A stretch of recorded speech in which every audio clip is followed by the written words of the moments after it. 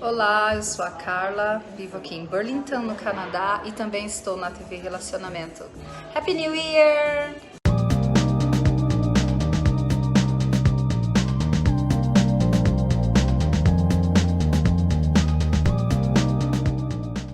Olá, internautas! Iniciamos mais um programa Gestão Executiva e hoje nós temos aqui um programador de primeira linha com um projeto maravilhoso.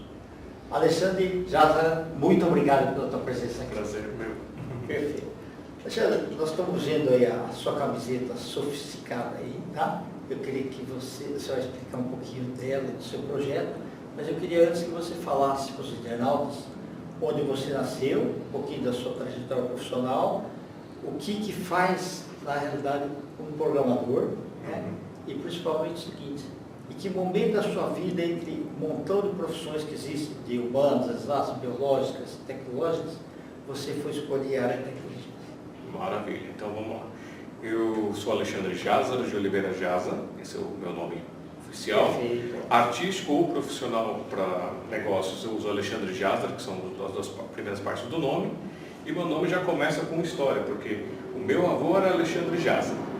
Aí meu tio, irmão do meu pai, era Alexandre de Oliveira Jaza. Meu pai quis homenagear os dois, aí foi lá e colocou o Jaza lá no meio. Então o pessoal fala, por quê? Por causa disso, tem essa linha de interação. E parece que é uma coisa genética, pelo meu avô, pelo meu tio, essas coisas, tem toda essa parte artística na família, essa parte criativa, essa parte de estudar, assim, empreender, né? Você imagina, na época do meu avô, lá antes da guerra, da Segunda Guerra, para você aprender as coisas, para você crescer na vida, você tinha que estudar, estudar. Verdade. E minha avó me contava essa história, que ela chegava, sentava com meu avô queria crescer na profissão, ela sentava com ele toda noite, ficava lá tirando lição, fazendo as coisas durante o dia, embalando bala, fazendo figurinha, fazendo aquele monte de coisa com os filhos, tudo crescendo, desenvolvendo. Então eles deixaram essa trajetória para dentro dessa parte paterna. Inspiração. Essa inspiração, tanto que eu fiquei com minha avó 14 anos, né? Eu fui cuidar dela, porque ela não estava bem e tudo. E nesse dia crescendo, desenvolvendo, eu percebi a tecnologia perto de mim. Eu me fascinei quando vi o computador pela primeira vez. Eu vi um primo meu jogando, aquela tela verde ainda. Tá, ok. Mas eu pensava, não, acho que vai mais. E conforme você vai vendo o filme, vai vendo as coisas, você vai começando a ter ideias, começou o bichinho lá dentro e fala assim, olha, acho que tem um potencial para fazer coisas legais. O pessoal eu comecei a ter mais contato depois na escola com um amigo que tinha lá para acessar o UOL, para ficar fazendo bate-papo. Só que eu também aprendi um pouquinho de programação, ele me mostrou, e eu gostei da ideia da programação. A UOL, tá bom, passa, mas a programação eu achei legal porque, eu digo para o computador que eu quero através de códigos, através das coisas, e ele faz. Que a gente pensa, o computador é só apenas energia, né? Ligado, desligado. Isso. Aí você vai para o sistema, subsistema, essas coisas que você vai mandando ordem. E o bicho sozinho não faz nada, a gente que manda. Se ele acertar, foi uma pessoa que fez. Se ele errar, foi uma pessoa também que errou lá atrás. Exatamente. Então a gente tem os todos. comandos, Mesmo com toda essa tecnologia do IA, essas coisas, há um ser humano, seres humanos por trás que fazem aquilo. Depende do ser humano para levar para a guerra ou para levar para coisas boas, né? Então você vê que a bomba nuclear foi feita para tentar mitigar uma guerra, pelo menos a desculpa foi essa. Só que a ideia dessa parte foi utilizada para medicina, foi utilizada para um monte de outras coisas boas.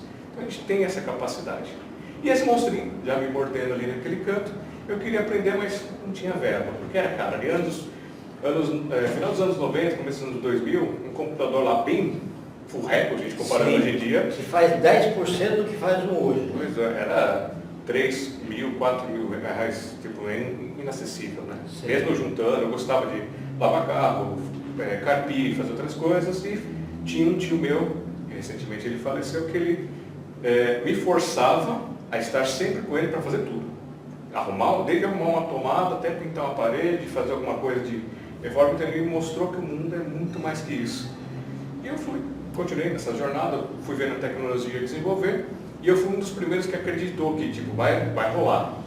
Quando o Google abriu para poder vender os negócios, eu tinha o dinheiro guardado na poupança, que eu guardei, e eu queria investir, mas não tinha ninguém que podia fazer um investimento para eu poder pegar ações.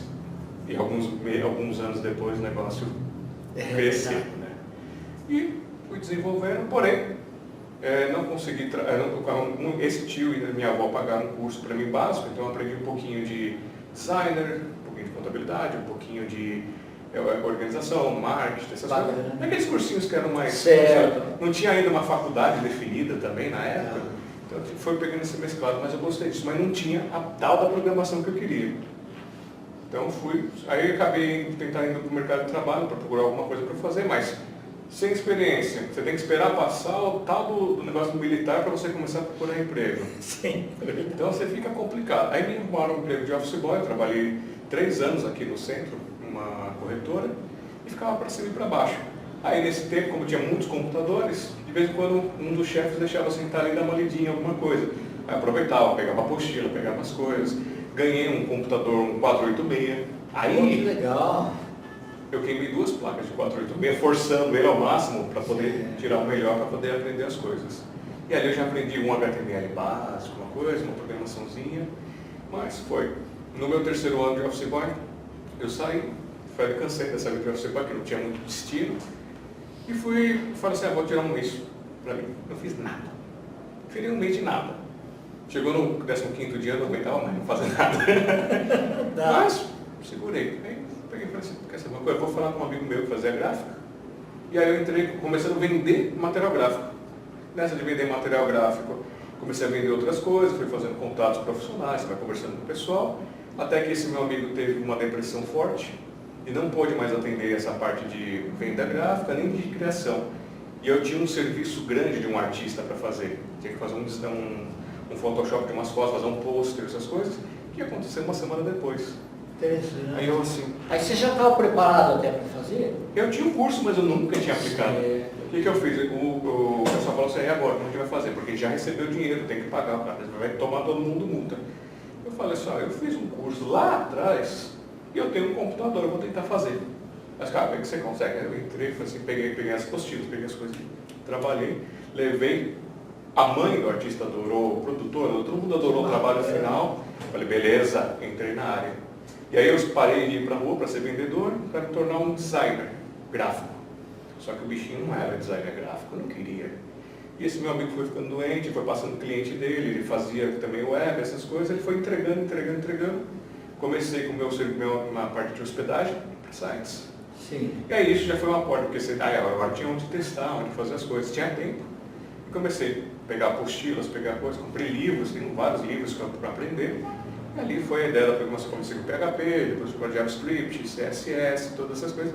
E virei um programador web. Cheguei a programar software, cheguei a fazer coisa de software, fiz suporte de rede também, achava muito legal. Só que as pessoas não valorizam o pessoal de rede. Gente, o cara que vai cuidar da sua rede, ele cuida da sua segurança, ele cuida das informações ali dentro.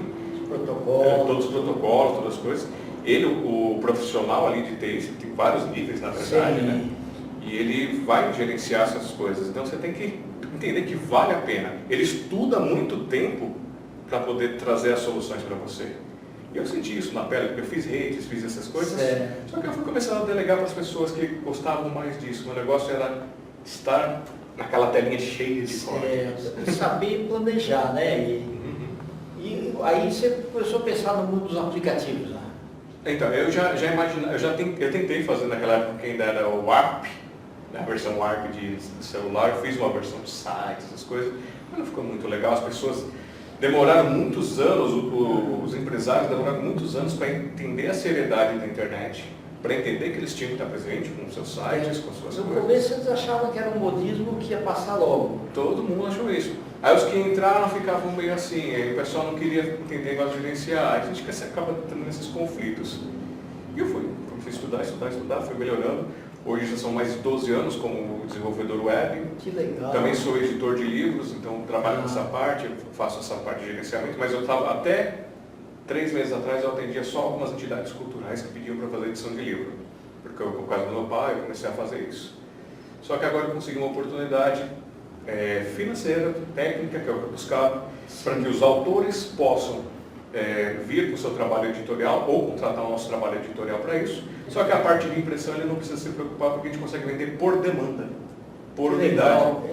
Tipo gráfica digital, né? Isso, então ele comprou um livro, entra o pedido do livro, a gente produz e manda para a pessoa. A gente conseguiu isso agora. Bacana. Então você abre um universo, por quê? O autor ele tem um custo editorial, ele tem um custo de registro, e geralmente, como ele não é apadrinhado por grandes marcas, porque é difícil mesmo fazer isso, ele precisa investir uma grana para fazer uma quantidade de livros para poder prosperar. Exato. E agora a gente conseguiu isso, fazer essa porta, tanto que é o que estava conversando em bastidores com você, do nosso projeto edit.me, que é Edit.me, uma plataforma digital com aplicativo, que agora também já estou dando a parte de formação Android e iOS. Então é uma plataforma onde o artista, a priori, o foco é que o artista pegue a sua publicidade, sua fotinho lá no quadradinha, coloca na plataforma, se escreve, coloca e posta lá. Show tal dia, livro em tal lugar, você coloca os links, tudo bonitinho. E aí, a partir daí, eu vou começar a fazer outras coisas, outras melhorias que a gente vai trazer aqui para vocês. A gente vai soltar pouquinho por pouquinho para todo mundo se habituar e fazer. Se alguém quiser colocar bom dia, boa tarde, boa noite na plataforma, porque ela vai ter um sistema de rede social, vai tomar flag, vai ser levar os strikes, porque a gente não quer isso. A gente quer que o artista ele se veja profissional, porque o artista não é. Na época que eu fiz o plano de negócio do Sebrae, que eu estudei, tirei a certificação, eu vi que era muito importante isso. E eu estou também para lançar o meu livro, Qual o Valor? Onde eu explico de uma forma mais simplificada possível como é que a pessoa, em 3 níveis diferentes, os números da vida dela. Que bacana. Você trouxe um exemplar para mostrar aí? Esse livro ainda não finalizou, está na revisão. Tá bom. Porque eu tenho aqui é do outro projeto, que é um projeto de incentivo também, que a gente vem trabalhando pelo Café com Poesia e pela Sociedade Mundial dos Poetas, que eu tinha uma vergonha como profissional, de falar assim, eu faço coisas culturais. Tinha essa mitologia de se separar, né? A cultura é uma coisa, o trabalho é outra. Sim. Só que hoje a pessoa fala, não, quem tem alguma coisa... Até pelo home office eu trabalho em casa mesmo, né? Sim, então o pessoal ficava assim, não, mas cultura não é trabalho. O pessoal não sabe o que é trabalho. O músico que ensaia pra caramba, o encordoamento, o equipamento, todas essas coisas. Então existe um curso, existe um trabalho, e é isso que eu como artista, que não pude praticar, sim, eu falei assim, não, eu vou juntar o meu mundo de tecnologia com o meu mundo de editor, com o meu mundo cultural, para desses projetos culturais. E aí nasceu esse projeto da coletânea, onde a gente permite que mensalmente existe a oportunidade de 28 páginas para que o artista, o escritor, o amador que tenha na gaveta, a ideia é que quem está engavetado digital, real, traga seus textos para cá e sinta o prazer de se publicar com a gente. Então, entendi. A Interessante, pessoa faz ela paga um valor, recebe um exemplar, impresso, físico, e fica disponível em e-book. Certo, entendi. Daqui já nasceram 5 autores que estão estourando aí, porque eles publicaram uma vez, gostaram, tiveram oportunidades, se sentiram valorizados, porque falta a valorização dos profissionais em todas as áreas. Nossa, sem dúvida, maravilhoso o trabalho, viu? Porque aí dá oportunidade para várias pessoas. Sim. Né? Posso, pessoal, um minutinho? Você mostra o livro de frente para a câmera, para o pessoal ver, tá bom? Ok. Isso, continua a conversa aí, pode Então, continuar. Tem um detalhe dessa coleção, a gente também tem muito cuidado.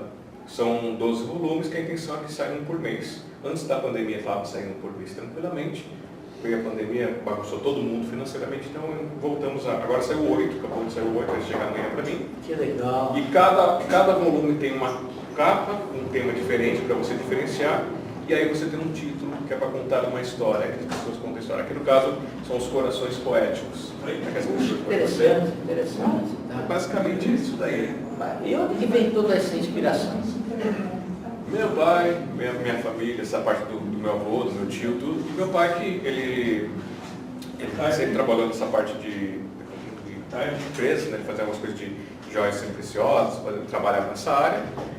Mas a forte dele sempre foi a Casa do Poeta Lampião de Gaia de São Paulo, que é uma das casas mais antigas aqui, que fica ali estava no prédio da PEI, mas a PEI está fechada, agora está ali aquele prédio da Polícia Militar na Liberdade. Okay. Eles estão se encontrando toda terça-feira sim, terça-feira não, com um sarau já tradicional. Dele abriu vários encontros, né, vários saraus que tiveram essa oportunidade, e aí movimento poético, o pessoal da Casa do Poeta Maçom, todo o pessoal vai se juntando, então isso foi inspirando. E aí, lá em 2000 aprendi violão, em um mês, com um tio meu, comecei a compor, comecei a tocar, gostei muito, cantar essas coisas e fui me embrenhando no meio dele. Em 2009, 8 de agosto de 2009, fui convidado pelo Parque Ecológico Tietê a fundar um evento cultural lá dentro. E lá a gente transformou o parque, depois fomos para o Largo do Rosário e hoje a gente está lá na biblioteca Hans Christian Andersen, mensalmente fazendo esse encontro de arte, poesia e música e divulgando para o pessoal. Que bacana. Ô Alexandre, se a gente voltar alguns anos atrás, fizer o comparativo, tem muita coisa que você faz hoje que você nunca imaginou lá no passado. Tem muita coisa que eu faço hoje que era impossível de fazer. Tinha muita coisa que eu já visualizava que seria possível, mas não tinha tecnologia para desenvolver. Então a tecnologia ela é uma grande amiga nossa. Só que você tem que procurar e você tem que entender que ela tem valor. Sem dúvida, Então, é verdade. tem os profissionais. Você vai querer uma consultoria, você tem o Sebrae que faz essas consultorias, tem alguns outros grupos que fazem também, e você tem os profissionais que se dedicam para fazer a consultoria, você tem os profissionais, então você tem que respeitar o profissional, tem que entender que aquilo vale hora. Lembre-se, se a pessoa for pensar só em um salário mínimo, gente, ela não paga as contas dela, ela paga o mínimo para viver. E hoje a gente tem muitas coisas. Para estudar tecnologia, a gente tem muitos cursos gratuitos, mas coisas mais profundas, para você crescer, para você desenvolver, tem investimento. E horas de investimento vale a pena. É que nem a história lá do cara que chega no submarino com um martelinho, dá 2 toquinhos, aí vai lá, aperta um negócio, aperta um botãozinho e resolve o problema. E aí cobra lá um valor, os caras falam, nossa, mas tudo isso, você levou 5 minutos e deu um toquinho? Eu levei anos para saber onde é que dá o toquinho para acertar. Exatamente, sem dúvida. Alexandre, fala do seu novo projeto aí, que começa a entrar agora no ano que vem. Isso, na segunda semana de janeiro, vamos lançar a primeira versão da plataforma Edit-me, para que artistas de todos os tipos, produtores culturais, bibliotecas, possam ir lá e publicar essas informações. A nossa intenção é que seja gratuito esse espaço para eles. Certo. E nós teremos espaços publicitários, a gente vai eliminar a ideia de AdSense, de Google, essas coisas, vai ser espaços publicitários fixados para patrocinar na plataforma. A intenção é essa. E aí você pode ir lá, você vai ter 2 níveis, o artista que se cadastra e a pessoa que se cadastra. O artista vai postar, vai trazer as informações, e a pessoa que se cadastra ela vai poder criar a sua própria agenda de artes. Eu gosto de samba. Então todo artista que colocar coisa samba vai ter as informações para ela poder ver sobre samba. Quero ver perto da minha casa, joga o CEP, ou onde ela tiver, joga o CEP. O que tem hoje? Tem um sarau, tem uma exposição, tem um negócio. Então a ideia é fazer esse macro. Aí você começa com a cidade de São Paulo e depois você vai expandindo. A intenção já é abrir para todo mundo se cadastrar. Ok. Eu já tenho essa estrutura para fazer esse filtro. Assessores de imprensa também. Isso. O que a gente vai fazer é as funcionalidades que a gente quer soltar aos poucos. E o site bem amigável. Totalmente amigável. A gente vai ter uma versão computador, então ela vai ter um tamanho interessante para dar acessibilidade. Eu estou estudando, estou procurando como é que eu torno isso mais acessível para as pessoas com deficiência visual. Não é deficiência visual, né, que o pessoal chama de mas de uma forma mais popular para dizer, e estou procurando também explicar o que outras coisas que eu posso colocar que deixem acessíveis. Eu tive uma experiência por causa de um cliente de pescaria, ele pediu para fazer uma versão de um site internacional. Certo. Então eu peguei e fui olhar, e esse site internacional ele tem libras, ele tem a parte de áudio, ele tem negócio para quem tem daltonismo, então tem alguns níveis de daltonismo, tem aumento de fonte. E ele é, então, assim, socialmente bem adaptado. Totalmente. Esse foi um dos que eu achei fantástico, é americano esse site. E aí esse cliente pediu para fazer uma coisa mais simplificada, que ele não queria dar tanta acessibilidade, que ele falou que o público, pelo menos com que ele trabalha, que são vendedores, ainda não está nesse nicho, não está nessas coisas. Mas se fosse com um público final, que nem é esse site, aí eu trabalharia nisso. Então é muito interessante pensar nisso, em acessibilizar. E o aplicativo Android e iOS também será lançado para que as pessoas consigam acessar. Bem amigável, bem parecido com o que já tem hoje. Tamanho também, já vou deixar um tamanho padrão que já se usa, para não dar muito dor de cabeça para os assessores, porque o que o pessoal mais odeia fica fazendo, se é rede social, tamanho X, rede social Y, tamanho Y, mas vai fazendo as artes diferentes. Não, mas que bacana. Alexandre, nós estamos aí nos instantes finais. Eu quero que você venha outras vezes aí para nos brindar com essas informações, né? Tá. Você quer deixar teus contatos? Posso deixar. Profissionalmente, para a minha área de serviços digitais, vocês podem acessar o jasa.com.br, J-A-S-A, e vocês, a partir dali, vão ver todos os serviços digitais, essa parte de programação, essa parte web, essas coisas. Dele você tem um link para o nosso projeto mãe, que é o inicial, que é o Jasa Produções, onde tem a parte gráfica, tem a parte editorial, tem um link para outros projetos que a gente está interagindo e também tem para os nossos projetos culturais. Perfeito. Volte outra vez. Ok, obrigado. Tá? Internautas, meus agradecimentos estão a esse fantástico Alexandre Zázara. Nós analisamos mais uma gestão executiva. Grande abraço e até a próxima.